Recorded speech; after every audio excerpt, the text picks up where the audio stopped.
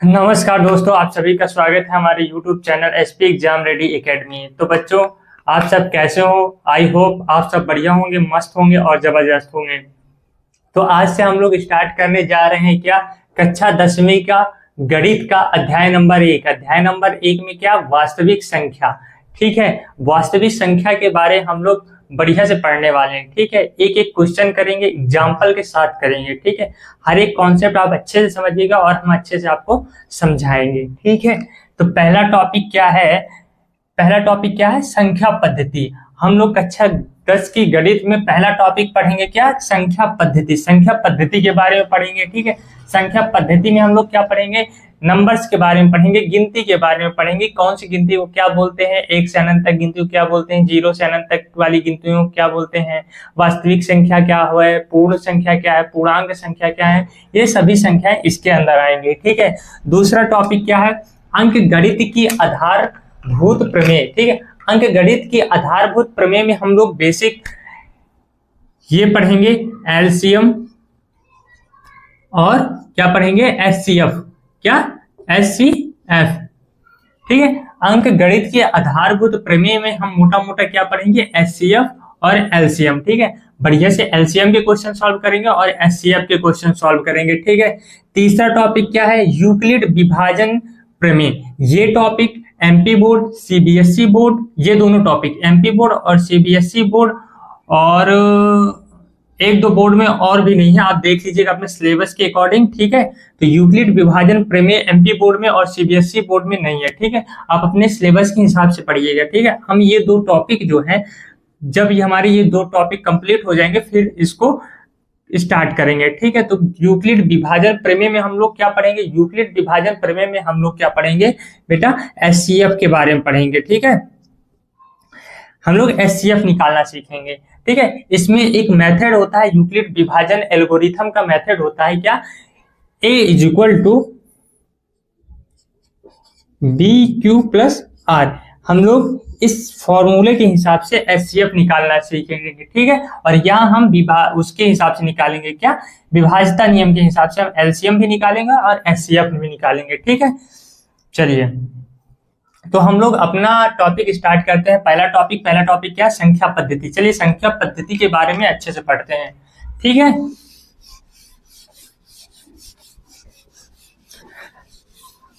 तो संख्या पद्धति को स्टार्ट करते हैं। ठीक है, तो संख्या पद्धति को स्टार्ट करते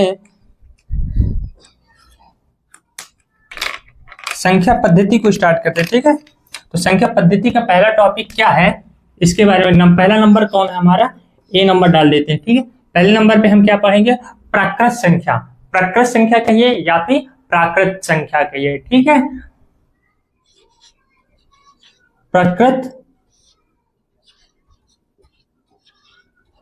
संख्या कहिए या फिर प्राकृतिक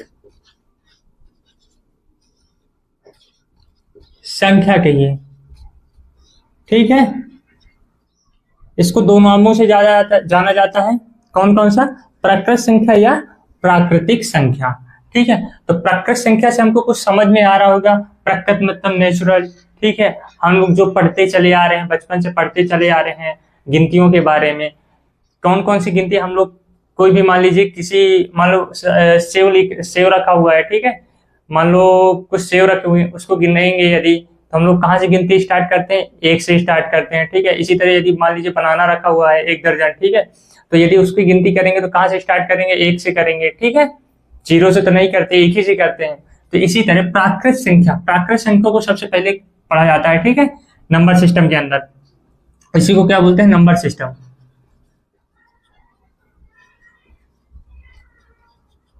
ठीक है, नंबर सिस्टम।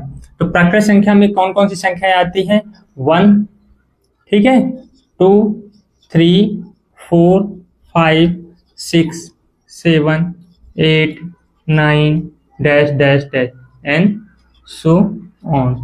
ठीक है, प्राकृत संख्या क्या कौन कौन सी होती हैं, जो 1 से स्टार्ट होती है और अनंत तक जाती हैं।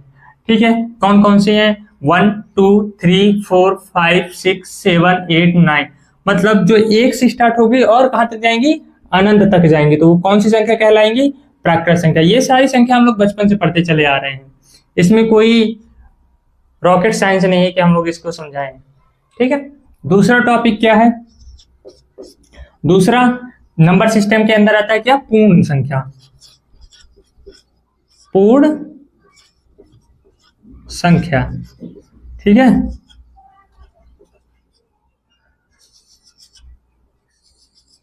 हमने एक से लेकर अनंत तक सभी संख्याओं को पढ़ लिया, ठीक है।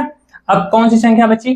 पूर्ण संख्या। पूर्ण संख्या क्यों पढ़ रहे हैं? क्योंकि इसमें हमने जीरो ऐड ही नहीं किया और इसमें जीरो रहेगा, बस इतना ही अंतर है। दोनों में डिफरेंस इतना है कि इसमें जीरो रहेगा और इसमें जीरो नहीं रहेगा, ठीक है। तो ये कौन कौन सी संख्या हो गई? 0, 1, 2, 3, 4, 5, 6, 7 dash dash dash and so on, ठीक है। या इसी को एक तरफ से कह सकते हैं हम लोग 0 प्लस प्रकृत संख्या। समझ में आया? इसमें 0 है, 0 लिख दिया, और 1 से अनंत तक कौन सी संख्या है? प्राकृत संख्या। प्राकृत संख्या लिख दिया।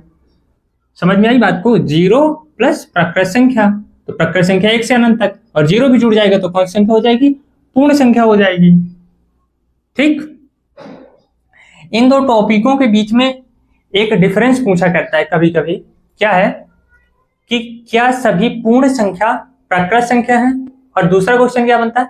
क्या सभी प्राकृत संख्या पूर्ण संख्या है। देखिएगा, मैं क्वेश्चन लिख रहा हूं। क्वेश्चन 1, क्या सभी प्राकृत संख्या पूर्ण संख्या है?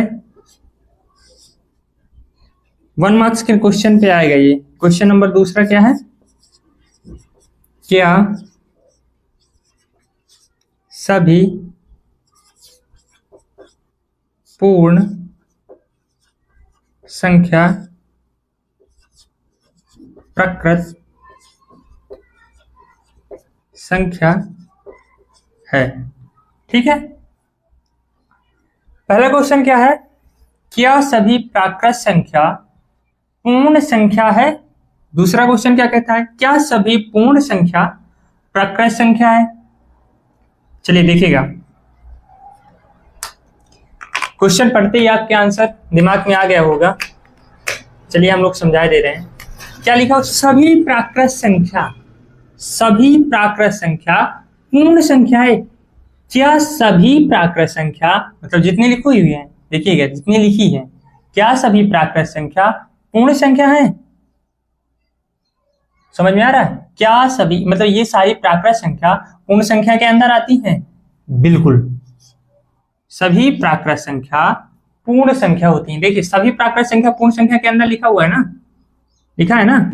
इसी तरह देखिए, क्या सभी पूर्ण संख्या, क्या सभी पूर्ण संख्या प्राकृत संख्या है? मतलब सभी पूर्ण संख्या, सभी पूर्ण संख्या प्राकृत संख्या है? नहीं है। क्यों? इसमें 0 है और इसमें 0 नहीं है। लेकिन सभी प्राकृत संख्या पूर्ण संख्या होती हैं। ये क्या हो जाएगा? गलत हो जाएगा, ठीक है, असत्य हो जाएगा, ठीक। यदि यही बोल देता 0 को छोड़कर क्या सभी पूर्ण संख्या प्राकृत संख्या है, तो फिर बिल्कुल 0 हट जाता और ये फिर प्राकृत संख्या है, प्राकृत संख्या के अंदर आ जाता, ठीक। चलिए 0 बना देते हैं। तो हमने 2 गिनतियां कंप्लीट कर ली संख्या, कौन कौन से? प्राकृत संख्या और पूर्ण संख्या, ठीक। चलिए तीसरे नंबर पर देखते हैं।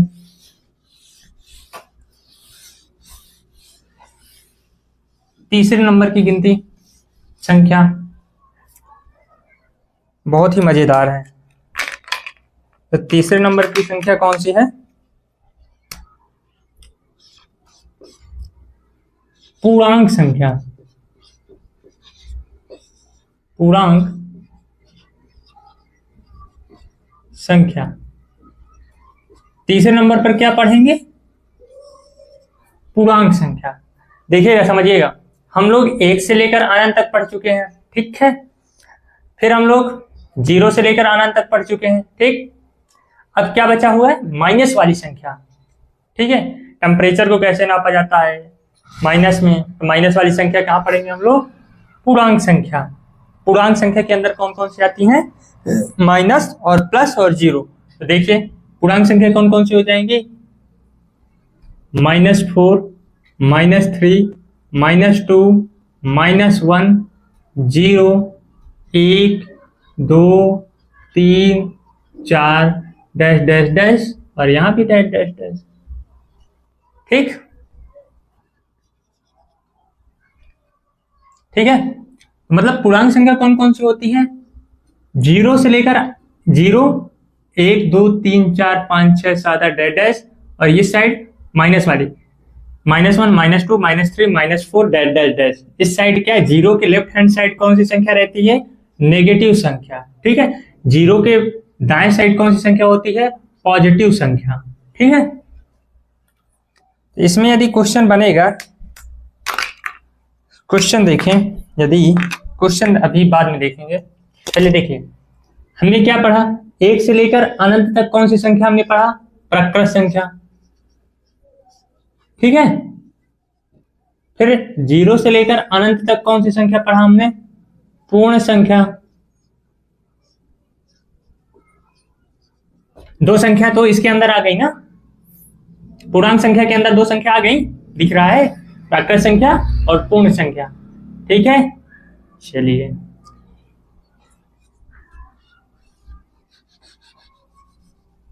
अब देखिएगा,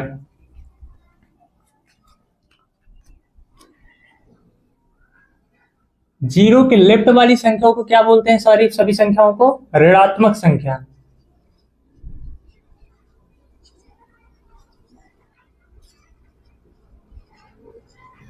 ठीक है, जीरो के दाएं साइड वाली सभी संख्याओं को क्या बोलते हैं, धनात्मक संख्या।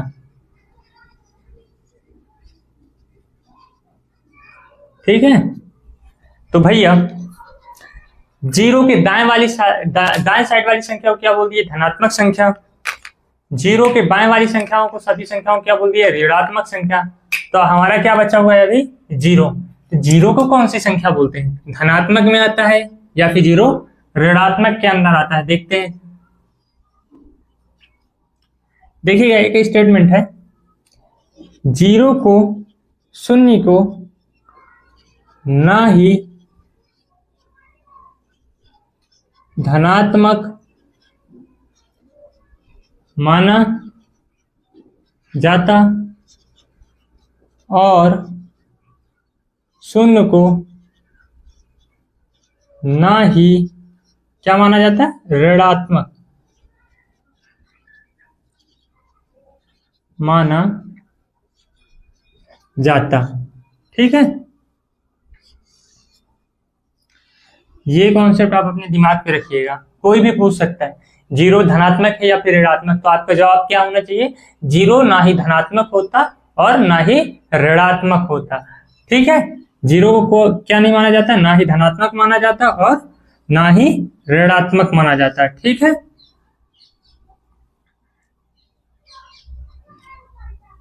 जीरो के लेफ्ट साइड वाली संख्या क्या है, ऋणात्मक। जीरो के दाएं वाली साइड सभी संख्या क्या कहलाती हैं, धनात्मक संख्या।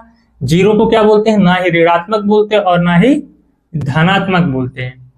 ठीक है, इसमें यदि क्वेश्चन बनेगा तो क्या बनेगा, क्या सभी प्राकृत संख्या पूर्णांक संख्या है। ठीक है, क्या सभी पूर्ण संख्या पूर्णांक संख्या है। ठीक, यही क्वेश्चन बनेगा।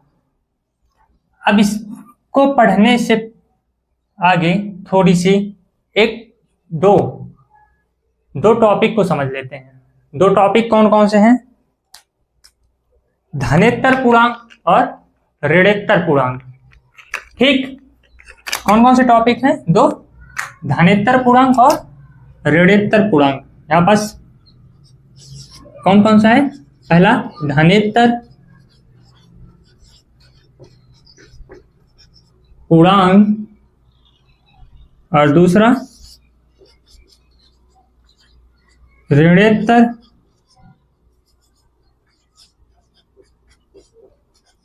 पूर्णांक।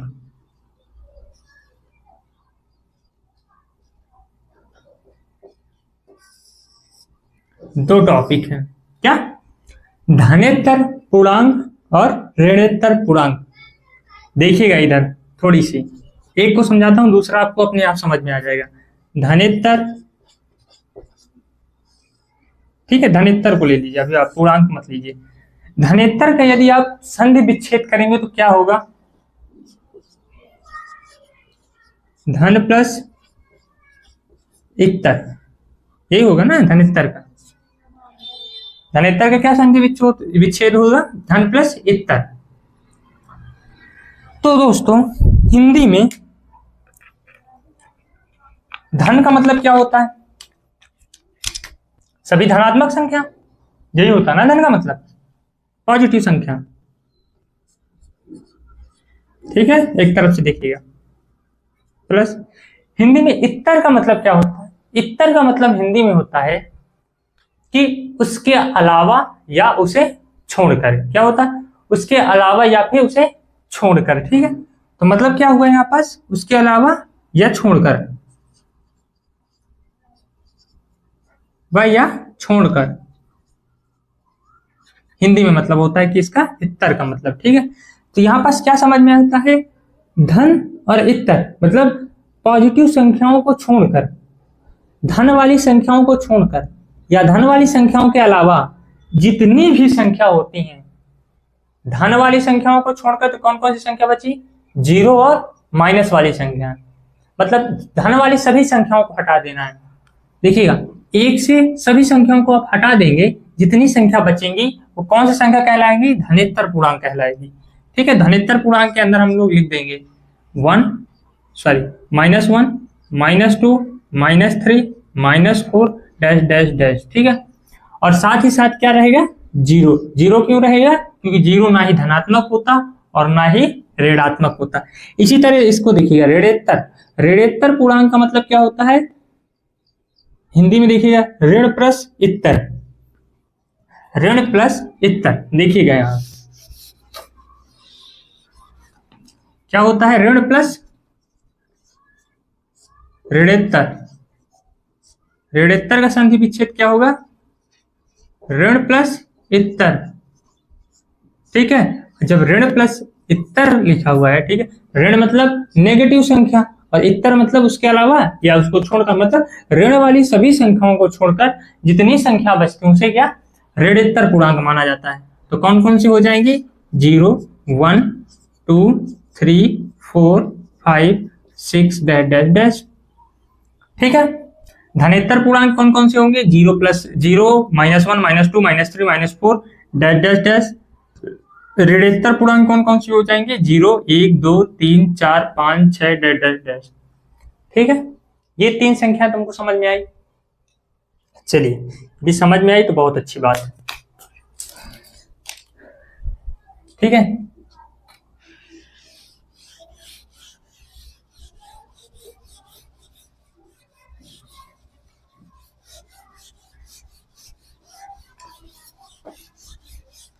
अब देखिएगा चौथे नंबर पर क्या पढ़ेंगे?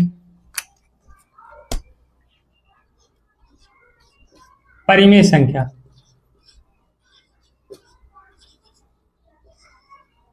परिमेय परिमेय संख्या। ठीक है, परिमेय संख्या कौन कौन सी होती है?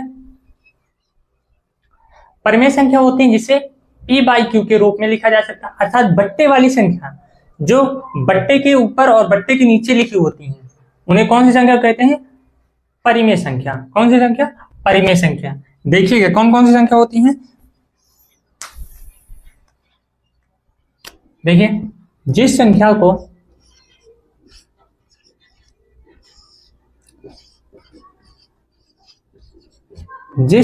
को इसके रूप में लिखा जा सकता है p/q। p/q के रूप में जो संख्या लिखी जाती है उन्हें क्या बोलते हैं? परिमेय संख्या बोलते हैं। क्या? परिमेय संख्या। जिस संख्या को p/q के रूप में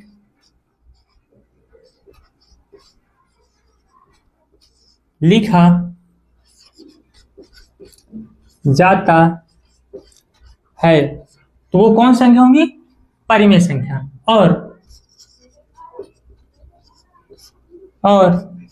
नहीं, जहां यहाँ पर देखिए, जहां नीचे से लिखते हैं, जहां P व Q कौन सी संख्या होंगी? पूर्णांक संख्या। जहां P व Q पूर्णांक संख्या है तथा Q does not is equal to 0, ठीक है। देखिए इसको समझते हैं कैसे, क्या कहता है। पहला स्टेटमेंट क्या कहता है? पहला स्टेटमेंट और दूसरा इसमें बांट दीजिए, ठीक है, मान लीजिए बांट दीजिए। पहला क्या कहता है? जिस संख्या को P बटा Q मतलब बट्टे के रूप में लिखा जा सकता है, जिस संख्या को आप P बाई Q के रूप में लिख सकते हैं उसे क्या संख्या बोलते हैं? परिमेय संख्या। और साथ ही साथ दूसरा कंडीशन क्या चेक करना है आपको? P व Q पूर्णांक होना चाहिए। आप बट्टे के रूप में लिख दें, ठीक। दूसरा कंडीशन P बाई Q क्या होना चाहिए? पूर्णांक होना चाहिए। और तीसरा कंडीशन क्या कहता है? तथा Q does not is equal to 0 मतलब बट्टे के नीचे Q की जगह पर क्या नहीं होना चाहिए? 0 नहीं होना चाहिए। Q की जगह पर क्या नहीं होना चाहिए? 0, ठीक है। इसका एग्जाम्पल यदि देखें आप, यहीं पास लिख दीजिए एग्जाम्पल। यदि एग्जाम्पल पहला नंबर एग्जाम्पल यदि देखें, पहला नंबर 27/5 और दूसरा नंबर एग्जाम्पल क्या? 5, ठीक। और पहले देखते हैं, अब देखिए 27/5 को देखिए आप, ये संख्या पहले से P बाई Q के रूप में लिखी हुई है। संख्या को P बटे Q, देखिए बट्टे के ऊपर भी लिखा हुआ है, बट्टे के नीचे, बट्टे के ऊपर वालों को क्या बोलते हैं? अंश बोलते हैं, ठीक है। और बट्टे के नीचे वाली संख्या को क्या बोलते हैं? हर बोलते हैं, ठीक है। मतलब अंश की जगह पे क्या होगा? P और हर की जगह पे क्या होगा? Q। अब देखिए बट्टे के रूप में लिखा हुआ है ना, P बाई Q के रूप में लिखा हुआ है 27/5, ठीक। पहली कंडीशन फॉलो हो गई। यहाँ पास लिखिए, मान लीजिए यहाँ पास 3 कंडीशन लिखी हुई है, ठीक है। पहला कौन सा? P बाई Q, दूसरा जहां P और Q पूर्णांक है, तीसरा Q does not is equal to 0। तो पहली कंडीशन क्या है? P बटा Q के रूप में लिखा होना चाहिए, तो हमारी संख्या P बाई Q के रूप में लिखी हुई है, ठीक है। पहला कंडीशन फॉलो हो गया। दूसरा क्या कहता है? P व Q क्या है? पूर्णांक है, तो पूर्णांक संख्या हमने आपको पढ़ाया ही है। 0 के दाएं साइड सभी पॉजिटिव संख्या, 0 के बाएं साइड सभी ऋणात्मक संख्या, ठीक है। तो 27 पॉजिटिव है, 27 हमने पढ़ा ना पूर्णांक संख्या में, तो ऊपर वाला भी पूर्णांक है और नीचे वाला भी पूर्णांक है, तो दूसरी कंडीशन भी फॉलो हो गई। अब तीसरा कंडीशन क्या कहता है? Q की जगह पर क्या नहीं होना चाहिए? 0। तो Q की जगह पर क्या नहीं है? 0 नहीं है, 5 है, तो ये कंडीशन फॉलो हो जाएगी। मतलब 27/5 कौन सी संख्या कहलाएगी? परिमेय। यदि इन तीनों कंडीशन में से तीनों कंडीशन P बटा Q, P व Q क्या है? पूर्णांक है, और Q does not is equal to 0, यदि ये तीनों कंडीशन में से कोई भी एक कंडीशन फॉलो नहीं होता तो इसका मतलब वो परिमेय संख्या नहीं है, ठीक है। अब इसी तरह देखिए ये क्या लिखा हुआ है? 5 लिखा हुआ है, तो ये P बटा Q के रूप में तो नहीं लिखा है, P बटे Q के रूप में तो नहीं लिखा है, ठीक है। अब हम देखिए पढ़े हैं कक्षा 8वीं 7वीं और 9वीं में कि किसी भी स्वतंत्र संख्या के नीचे आप एक बट्टा से बट्टा बनाकर एक आप लिख सकते हैं, ठीक है। तो 5 हमारा लिखा हुआ है, अब बट्टा बनाइए 1, इसमें कोई डिफरेंस नहीं आएगा, क्यों? आप 1 का भाग देंगे 5 पे तो 5 ही आएगा, ठीक है। इसीलिए हम लोग 1 लगा देते हैं, ठीक है। P बाई Q के रूप में लिख गया, ठीक है, अंश और हर के रूप में हो गया ना, अंश और नीचे वाले को क्या बोलते हैं? हर, ठीक है। अब चेक करिए P व Q पूर्णांक है, तो ऊपर वाला संख्या भी पूर्णांक है 5 और नीचे वाली संख्या भी एक पूर्णांक ही है। तीसरा कंडीशन P व Q क्या नहीं होना चाहिए? 0 नहीं होना चाहिए, तो Q की जगह पर क्या नहीं है? 0 नहीं है, तो ये संख्या क्या कहलाएगी? परिमेय।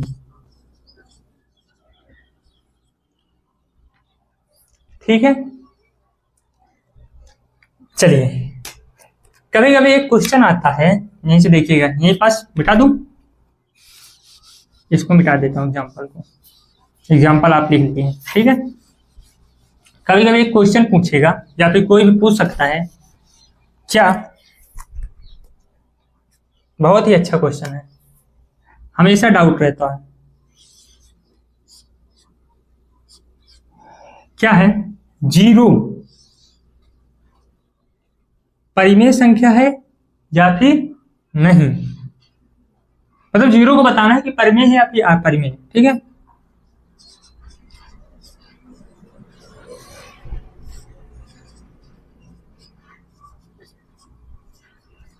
ठीक है, हाँ नहीं पे आंसर देना है। तो देखिए जीरो सॉल्व करते हैं। ठीक है, जीरो, अभी हमने क्या बताया, किसी भी स्वतंत्र संख्या के नीचे आप एक बना सकते हैं, तो जीरो के नीचे हम एक बना दिए। ठीक है, अब देखिए p बटा q के रूप में लिखा हुआ है, पहली कंडीशन तो फॉलो हो गई, तीन कंडीशन हमने लिख दिया, पहली कंडीशन फॉलो हो गई। दूसरी कंडीशन क्या है, p व q क्या होना चाहिए, पूर्णांक, तो जीरो हमने पूर्णांक में पढ़ा हुआ है, पूर्णांक संख्या पर, और वन भी पूर्णांक संख्या पे पढ़ा हुआ है, तो दो कंडीशन फॉलो हो गई। ठीक है, तीसरी कंडीशन क्या कहता है, q की जगह पर क्या नहीं होना चाहिए, जीरो नहीं होना चाहिए, तो आप देखिए q की जगह पर जीरो नहीं है, तो तीसरी भी कंडीशन हमारी फॉलो हो गई। तो यहाँ पास आप लिख सकते हैं जीरो एक परिमेय संख्या है, क्यों है तो आप रीजन दे सकते हैं यहाँ से। ठीक है, चलिए तो चौथा नंबर देखिए, अभी हमने जीरो वाला पढ़ा ना, यदि ये आ जाए एक बटा जीरो परिमेय है या फिर अपरिमेय, तो आप बता सकते हैं ना, ऊपर वाला p नीचे वाला q। ठीक है, पहला p बाई q के रूप में तो लिखा है, ठीक है। चलिए दूसरा क्या कहता है कि p व q क्या होना चाहिए, पूर्णांक, ये भी सही है। तीसरा क्या कहता है, q की जगह पर क्या नहीं होना चाहिए, जीरो, यहाँ पास q की जगह पर क्या है, जीरो, तो आप दे सकते हैं ना कि ये परिमेय संख्या नहीं है।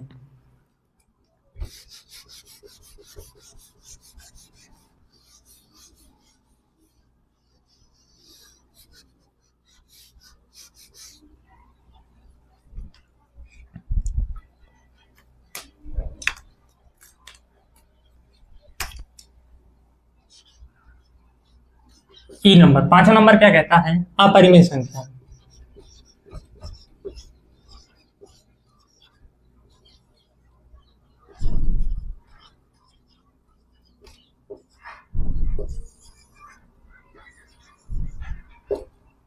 अपरिमेय संख्या के बारे में पढ़ते हैं। ठीक है, अपरिमेय संख्या कौन सी होती है, तो देखिए हमने परिमेय पढ़ा, ठीक है, तो परिमेय को यदि हम छोड़ दें, परिमेय वाली सभी संख्याओं को एक साइड कर दें, जितनी संख्या, मान लीजिए एक डिब्बे पे सभी परिमेय और अपरिमेय संख्या रखी हुई है, ठीक है, और हम परिमेय वाली संख्या को हटा दें, तो उस पर डिब्बे पर अपरिमेय वाली ही संख्या बचेंगी ना।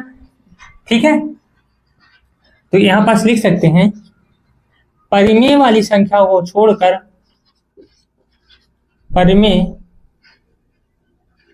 परिमेय संख्या को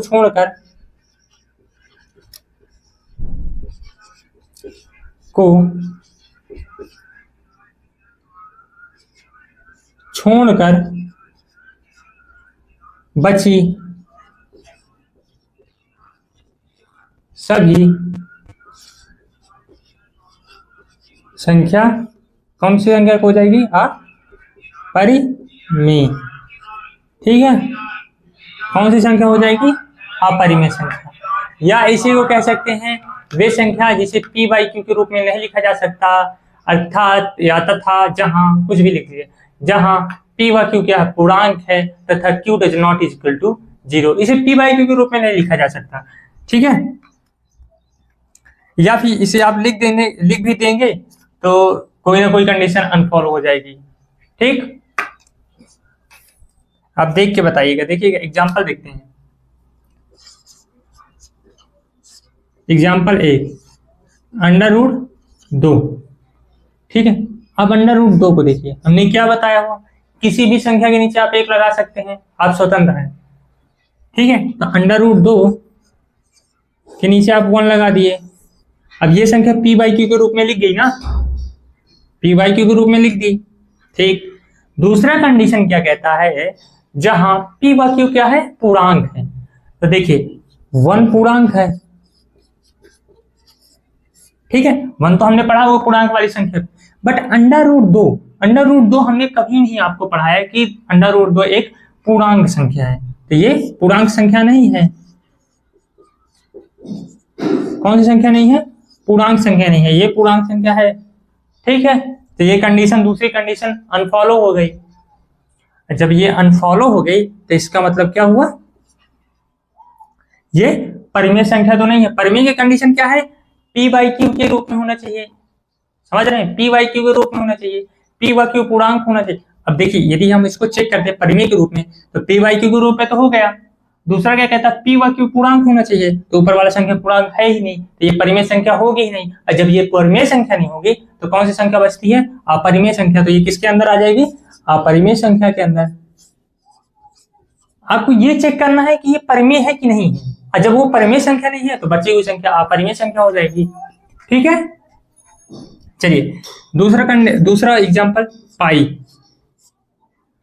तो पाई को आप स्वतंत्र एक बना देंगे, पी बाई क्यू के रूप में हो गया। ठीक है, हम परिमेय चेक करेंगे। ठीक है, और जब हम परिमेय चेक करें, अब देखिए पी बाई क्यू क्या होना चाहिए, पूर्णांक होना चाहिए। तो पाई हमने कहीं पूर्णांक में पढ़ा ही नहीं, पूर्णांक वाली संख्या पे हमने कहीं पाई पढ़ा ही नहीं। और जब पाई हमने पढ़ा ही नहीं पूर्णांक वाली संख्या पर, तो कौन सी संख्या हो जाएगी, ये अपरिमेय संख्या। ठीक है, लेकिन स्टार मार्क करिएगा, 22/7 जो होता है ना, ये परिमेय होता है। क्यों, क्योंकि 22 भी पूर्णांक है और 7 भी पूर्णांक है, क्यू की जगह पर जीरो नहीं है, और पी वाई क्यू के रूप में भी है, तो 22/7 एक पूर्णांक संख्या है। ठीक है, कभी कंफ्यूज मत होइएगा इससे। अब क्या पढ़ेंगे, जो हमारे चैप्टर का नाम है वो संख्या कंप्लीट करेंगे। तो हमारे चैप्टर का क्या नाम है, वास्तविक संख्या।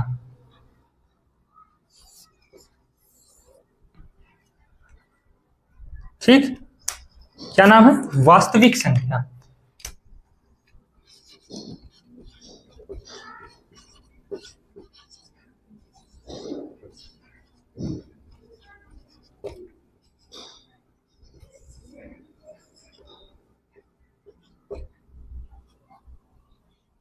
वास्तविक संख्या का मतलब क्या होता है कि आप संख्या रेखा पर परिमेय और अपरिमेय संख्याओं को दर्शा देते हैं, वही वास्तविक संख्या है।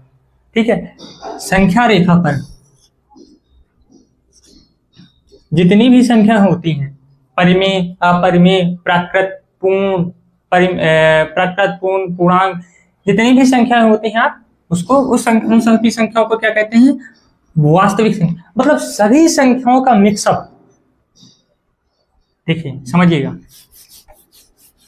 ये एक मान लीजिए डिब्बा है, ठीक है, और इसमें सभी संख्या है। कौन कौन सी है, प्रकृत है, पूर्ण है, पूर्णांक है, ठीक है, परिमेय है, अपरिमेय है, भाज्य है, अभाज्य। जितनी भी संख्याएं होती हैं, जितनी भी संख्या, वो सभी संख्या किसके अंदर आ जाएंगी, वास्तविक संख्या। ठीक, मतलब एक तरह से देखिए, डिब्बे का नाम क्या है, वास्तविक संख्या, और उसके अंदर जो मटेरियल भरा हुआ है वो तो अलग अलग संख्या है, और इन्हीं सभी मटेरियल आपस में मिलकर कौन सी संख्या बनाता है, वास्तविक संख्या बनाता है। ठीक,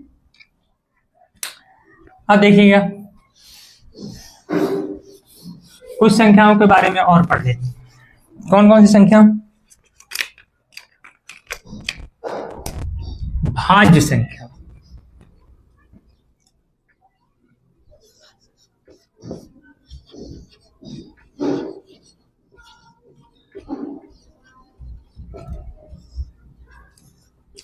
भाज्य संख्या में आप लिखिएगा, भाज्य संख्या वे संख्याएं जिसके गुणनखंड, जिन संख्याओं का गुणनखंड 2 से अधिक होता है, उन संख्याओं को क्या बोलते हैं, भाज्य संख्या।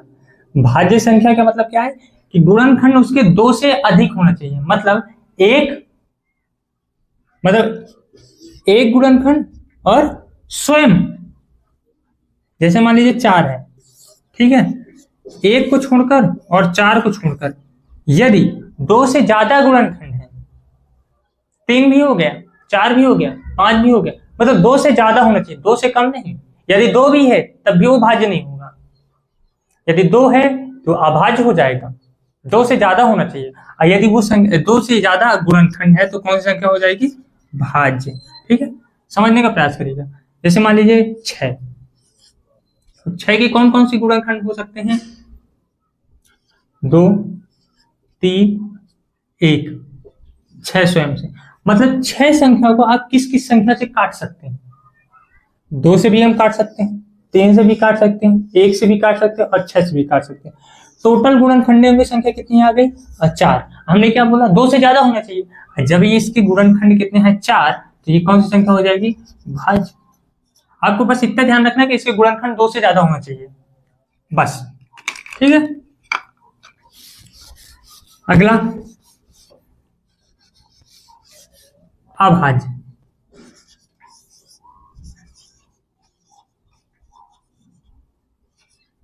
अभाज्य संख्या, ठीक है। अभाज्य संख्या मतलब जिन संख्याओं का गुणनखंड ओनली 2 हो। कौन कौन सी? 1 होना चाहिए और स्वयं। ऐसी संख्या जो 1 से डिवाइड होता हो और स्वयं से डिवाइड होती हो, तो वो संख्या कौन सी हो जाएगी? अभाज्य। जैसे 7, तो 7 मान लीजिए, 7 में देखिएगा ये 1 से भाग चला जाता है और किससे? 7 से, बाकी किसी संख्या से भाग जाएगा, तो इसके टोटल गुणनखंड कितने आ गए? 2। ठीक है, अभाज्य गुणनखंड मतलब अभाज्य संख्या कौन कौन सी हो गई? जिसके दो गुणनखंड होना चाहिए। जब 2 गुणनखंड है तो कौन सी संख्या हो जाएगी? अभाज्य संख्या। ठीक है, इसके 2 गुणनखंड है।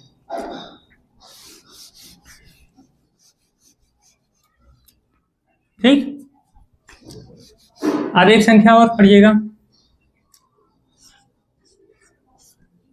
सह अभाज्य।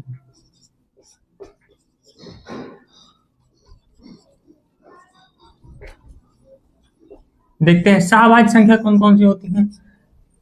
वे संख्याएं जिनका एचसीएफ मतलब महत्तम समापवर्त, HCF, जिसका HCF कितना होना चाहिए? 1। मतलब जिन संख्याओं का HCF 1 होता है वो कौन सी संख्या हो जाती है? अभाज्य संख्या होती है। जैसे 7 और 11। ठीक है, इन दोनों संख्याओं का HCF क्या है? 1। कैसे? 7 को आप देखिएगा, 7 7 से कटेगा तो 1 आएगा और 1 1, ठीक है, तो इसका मतलब 7 के अभाज्य गुणनखंड क्या क्या आ गए? 7 गुणे 1। इसी तरह देखिएगा 11, तो 11 किससे कटेगा? स्वयं से, तो 11 1 कम 11 1 1, 11 के अभाज्य गुणनखंड 11 गुणे 1। और HCF का मतलब क्या? आगे हम पढ़ेंगे, अच्छे से पढ़ेंगे। HCF का भी आप मतलब देखिए कि 2 संख्याओं के अभाज्य गुणनखंड सेम होना चाहिए। देखिए 7 और 7 11 का अलग अलग है, ये तो सेम है नहीं, इसको नहीं लेंगे। अब देखिए ऊपर वाली संख्या में भी 1 है, नीचे वाली संख्या में भी 1 है, तो इन 2 संख्याओं को ले लेंगे। तो 7 और 11 का क्या है? HCF कितना हो गया? 1 हो गया। तो ये सहअभाज्य संख्या हो गई या सहअभाज्य पूर्णांक। इसको आप ध्यान रखिएगा, इसको स्टार मार्क कर लीजिए, क्योंकि आगे चल के जब हम क्वेश्चन 1.2 के सॉल्व करेंगे कि दी गई संख्या अपरिमेय है, इसको सिद्ध करिए, तो इसका आपको बहुत ही ज्यादा इंपॉर्टेंट है। ठीक है, इस संख्या को बहुत ज्यादा इंपॉर्टेंट है आगे चल के। ठीक,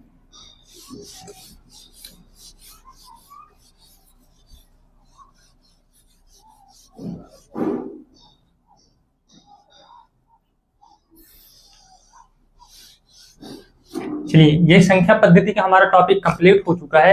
और यदि कोई टॉपिक छूटा होगा तो जब हम क्वेश्चन सॉल्व करेंगे, यदि हमको मिलेगा सब, तो हम आपको बीच बीच में समझाते चलेंगे। ठीक है, अभी तक के लिए धन्यवाद।